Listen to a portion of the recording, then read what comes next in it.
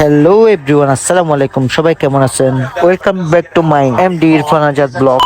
তো বন্ধুরা, আজকের ভিডিওটা একটু স্পেশাল হতে যাচ্ছে, কারণ আজকের আয়োজনটা একদম ভিন্ন, একদম আনন্দমুখর আর জমজমাট। আজকে আমরা চলে এসেছি টেকনাফের শাপলাপুর সি বিচের সুন্দর পালিয়াড়িতে। আমাদের সাথে আছেন টেকনাফ উপজেলা যুবদলের সভাপতি কাইম ভাই এবং বাহারছড়া ইউনিয়নের দক্ষিণ ও উত্তর যুবদলের সম্মানিত নেতা কর্মীরা। সবাই মিলে আজকে আমরা একটা দারুণ সময় কাটাতে যাচ্ছি।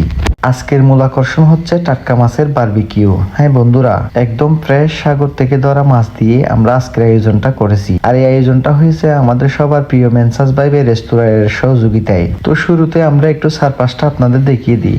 দেখতে পাচ্ছেন চারদিকে বালিয়াড়ি, সামনে বিশাল সাগর, ঢেউর শব্দ, একটা অসাধারণ পরিবেশ। এমন জায়গায় বসে যদি বারবিকিউ করা যায় তাহলে তো কথাই নেই। এরই মধ্যে জৈনাল ভাই এসে হাজির। তার হাতে কি আছে জানেন? একদম টাটকা বিশাল সাইজের মাছ।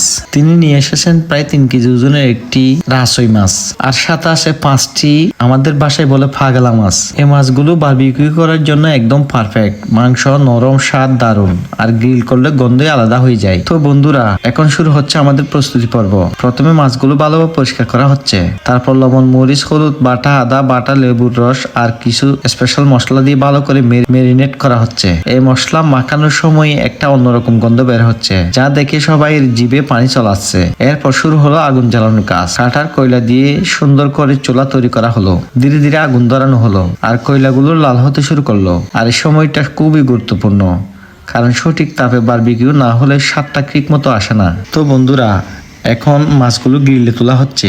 একে একে সব মাছগুলো আগুনের উপর বসানো হলো। চারপাশে সবাই দাঁড়িয়ে আছে, কেউ গল্প করছে, কেউ ভিডিও করছে, কেউ আবার শুধু মাছের দিকে তাকিয়ে আছে কখন খাওয়া যাবে।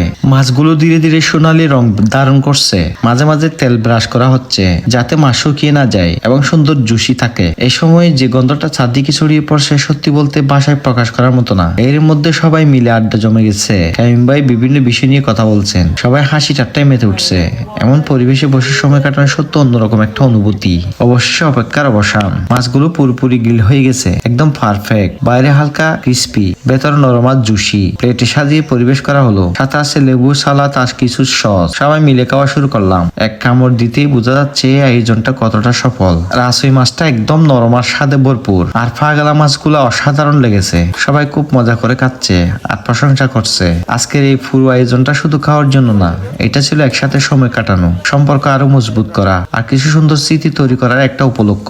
বন্ধুরা, শাপলাপুর বিচে এরকম একটা সুন্দর বারবিকিউ রেস্টুরেন্ট আছে আমরা আগে জানতাম না। আজকে এসে বুঝতে পারলাম কত সুন্দর বালিয়াড়ির উপর এত সুন্দর একটা রেস্টুরেন্ট। আপনারা যারা বারবিকিউ, মাছের বারবিকিউ, বিভিন্ন বারবিকিউ খেতে চান, অবশ্যই রেস্টুরেন্টে চলে আসবেন। তো বন্ধুরা, এই ছিল আজকের আমাদের স্পেশাল ব্লগ।